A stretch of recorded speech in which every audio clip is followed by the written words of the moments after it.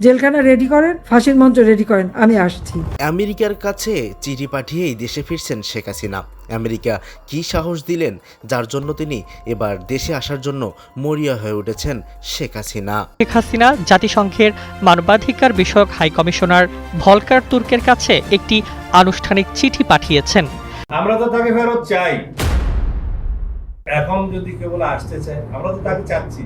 বেঁচে যখন গেছি আমি একদিন অবশ্য আমি তো খুব শিগগিরই ফিরে আসবো। দর্শক, খেলা কিন্তু জমে গিয়েছে অলরেডি। দর্শক, শেখ হাসিনা দেশে আসতেছেন এবং অলরেডি আপনারা যারা যারা নিউজের মধ্যে আপডেট রয়েছেন দেখতে পাচ্ছেন যে বিভিন্ন জায়গায় আওয়ামী লীগ নেতাকর্মীরা তারা কিন্তু মিছিল বের করে ফেলছে। এভাবে করতে করতে কিন্তু তারা এক সময় সক্রিয় হয়ে যাবে এবং বিএনপির কিন্তু খবর খুব খারাপ করে দেবে। কেননা তখন আওয়ামী লীগ থাকবে, জামাত থাকবে, এনসিপি থাকবে, সবাই মিলে কিন্তু বিএনপির খবরটা খারাপই করবেন। দর্শক, শেখ হাসিনা দেশে আসবেন এবং কবে আসবেন, খুব দ্রুতই তিনি আসছেন আর সেটাই জানিয়ে দিলেন। চলুন আমরা সরাসরি দেখবো যে শেখ হাসিনা আসলে প্রথম, আর অনেকে বলছেন যে শেখ হাসিনা খুব দ্রুতই চলে আসতেছেন, তবে শেখ হাসিনার পরিকল্পনাটা কি ছিল আজকের আমরা প্রতিবেদনে দেখতে পাবো। তাই না টেনে সম্পূর্ণ ভিডিওটা আপনাকে দেখতে হবে। চলুন আমরা দেখতে থাকি। তবে শেখ হাসিনা খুব শীঘ্রই আসছে, আপনাদের সুখবর। চলুন আমরা দেখতে থাকি আজকে কি ঘটনা ঘটে। চলুন দেখা যাক। শিগগিরই দেশে ফিরছেন সাবেক প্রধানমন্ত্রী শেখ হাসিনা। সম্প্রতি ভারতীয় গণমাধ্যমে তার প্রকাশিত এক সাক্ষাৎকারে এমনই ঘোষণা দেন তিনি, যদিও এখনও কার্যক্রম নিষিদ্ধ রয়েছে তার দল আওয়ামী লীগের। এছাড়া মানবতা বিরোধী মামলায় মৃত্যুদণ্ডপ্রাপ্ত আসামিও শেখ হাসিনা। এমন প্রেক্ষাপটে তার দেশে আসার ঘোষণা রাজনৈতিক অঙ্গনে নতুন করে আলোচনা ও নানা জল্পনা কল্পনার জন্ম দিয়েছে। বিশ্লেষকদের কেউ এটিকে রাজনীতিতে নতুন সমীকরণের ইঙ্গিত হিসেবে দেখছেন, আবার কেউ মনে করছেন এটি একটি রাজনৈতিক অবস্থান বা কৌশলগত বার্তা। প্রকৃতপক্ষে শেখ হাসিনার দেশে ফিরে এসে সক্রিয়ভাবে আইনি প্রক্রিয়ার মুখোমুখি হওয়ার বাস্তব কোনো সম্ভাবনা আপাতত নেই। অন্যদিকে বিএনপি, জামায়াতে ইসলামী ও জাতীয় নাগরিক পার্টি এনসিপি সহ বিভিন্ন রাজনৈতিক দলের নেতারা বলছেন, শুধু বিচারিক প্রক্রিয়ার মুখোমুখি হওয়ার জন্য বাংলাদেশে শেখ হাসিনাকে ফিরে আসতে হবে। কার কাছে শিখলাম? এই যে রাধুনী রেডিমিক্স গরুর মাংসের মশলা। গরু রান্নায় গুরু হওয়া কোনো ব্যাপারই না। কারণ যে পরিস্থিতিতে তাকে দেশ ছাড়তে হয়েছিল সেটি ছিল ব্যাপক জন অসন্তোষ ও গণপ্রতিরোধের প্রেক্ষাপট। ফলে এখন তার দেশে ফিরে রাজনীতি করার বাস্তবতা নেই। যদিও আওয়ামী লীগ নেতাদের দাবি, শেখ হাসিনার দেশে ফেরার প্রশ্নে মামলা বা বিচারিক প্রক্রিয়া কোনো বাধা নয়, কারণ অতীতেও তিনি নানা প্রতিকূলতা অতিক্রম করেই দেশে ফিরেছেন। এবারও রাজনৈতিকভাবে থামিয়ে রাখা সম্ভব হবে না।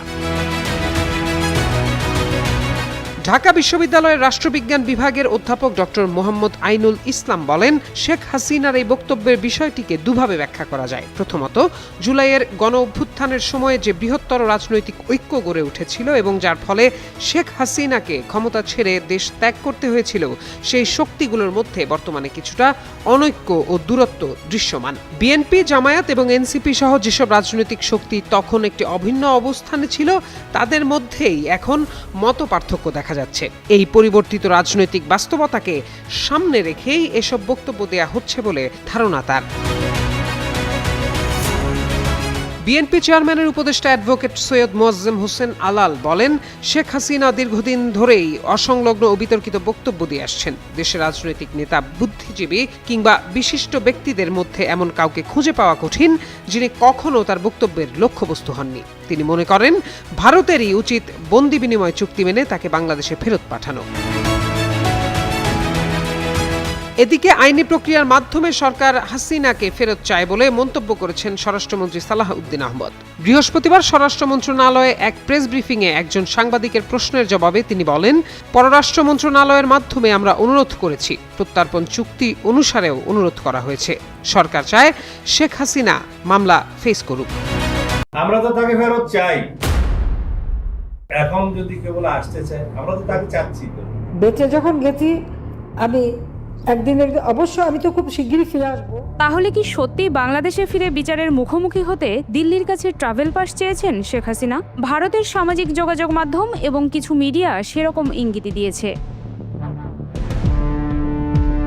যদিও ভারত সরকার কিংবা শেখ হাসিনার পক্ষ থেকে সরাসরি এই বিষয়ে কোনো মন্তব্য আসেনি, তারপরও হঠাৎ করে কেন ভারতের সমাজপাতা শেখ হাসিনাকে বাংলাদেশে ফেরাতে এমন তৎপর হয়ে উঠল, এই প্রশ্নই ঘুরপাক খাচ্ছে সচেতন মহলে। নিজের প্রাণ বাঁচাতে নেতাকর্মীদের ফেলে ভারতে পালিয়ে যান শেখ হাসিনা।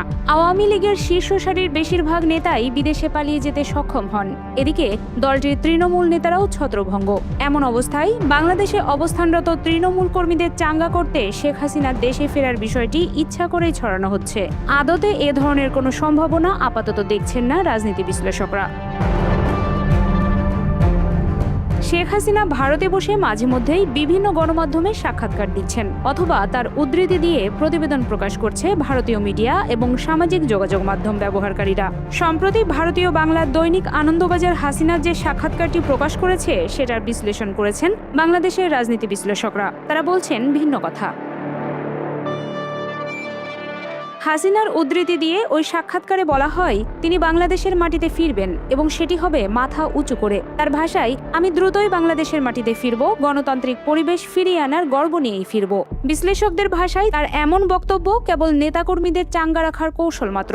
খুবই লক্ষণীয় বিষয় হলো এই দীর্ঘ সময়ে তিনি বাংলাদেশের জনগণের কাছে কোনো ক্ষমা চাননি। তার মধ্যে এখনো নেই কোনো অনুশোচনা, বরং হাসিনার অহংকার তার প্রতিটি সাক্ষাৎকারে স্পষ্ট। সাক্ষাৎকারে তিনি দাবি করেন দলের কোটি কোটি সমর্থক এবং লাখো নেতাকর্মী এখনও দেশে সক্রিয় রয়েছেন। তার ভাষায়, আওয়ামী লীগ মানুষের আবেগের অংশ, ফলে আমাদের ফিরে আসা অনিবার্য।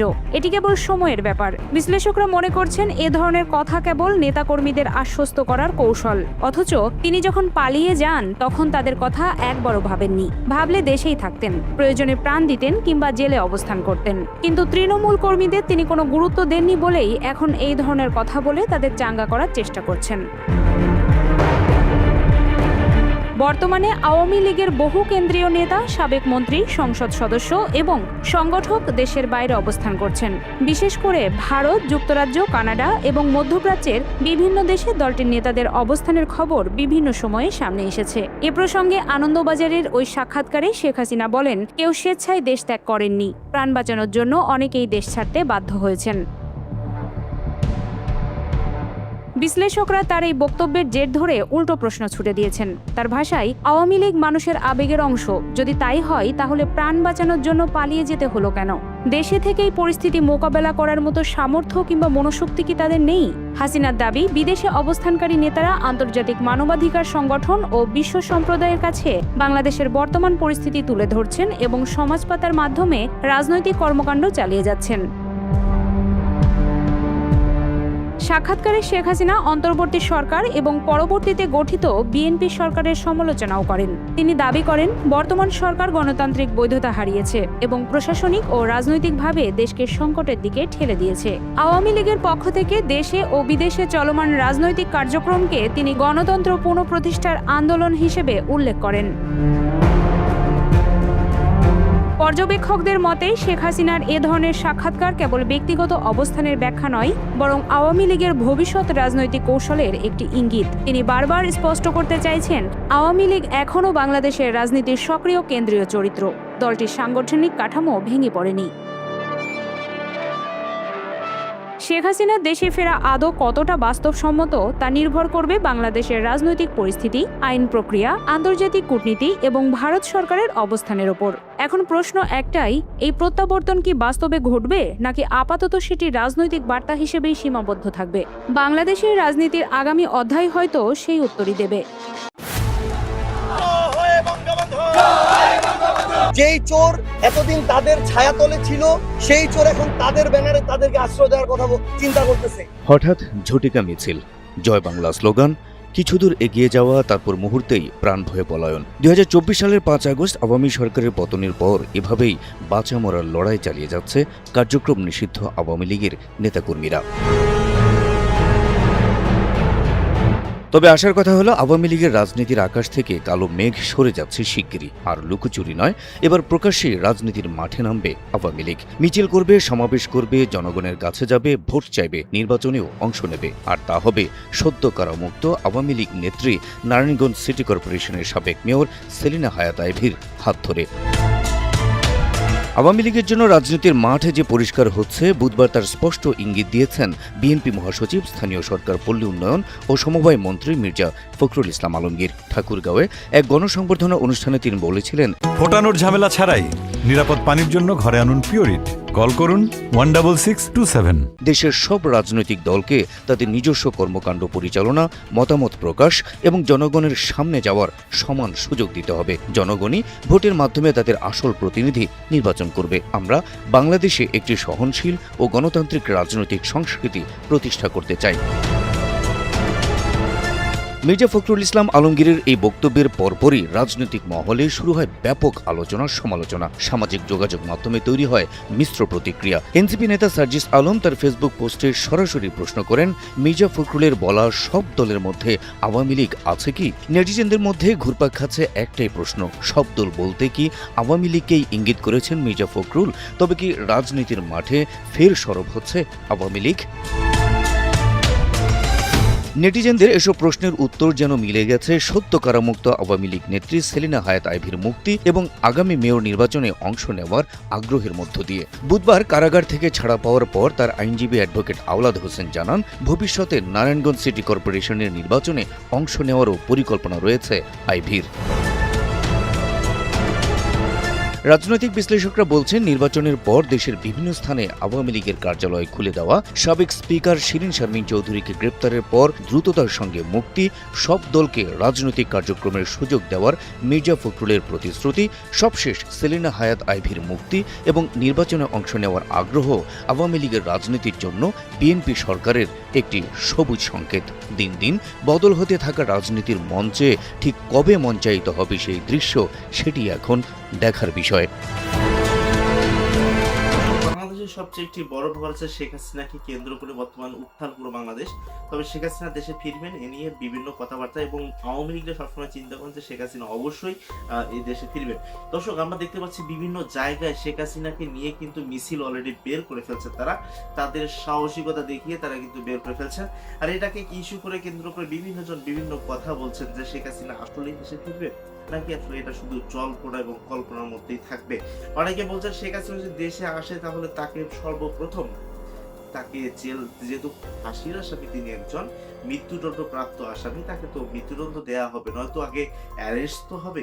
বলছেন যে এত বাংলাদেশের মধ্যে এত গণহত্যা চালালেন, এখন পর্যন্ত একটা বড় মানে দুঃখিত বলে সরি বলে একটা ভিডিও পোস্ট করলেন না, বা তিনি বললেন না যে আমার যে এই কাজগুলো করেছে আমার আসলে ভুল হয়েছে, তিনি এই কথাও বললেন না। তার মানে তিনি আপনার অনুশোচনাও করলেন না। তাহলে তিনি কি দেশে আসবেন? আর দেশে আসলে তাকে সর্বপ্রথম আসলে আদালতে তাকে ফেস করতে হবে, তারপর না রাজনীতিক অঙ্গন। দর্শক, এই ব্যাপারগুলো আপনাদের কি মন্তব্য সেটা আমাদের কমেন্ট বক্সে জানিয়ে দিন। আজকের ভিডিও পর্যন্তই, দেখা হবে পরবর্তী কোনো ভিডিওতে। আল্লাহ হাফেজ।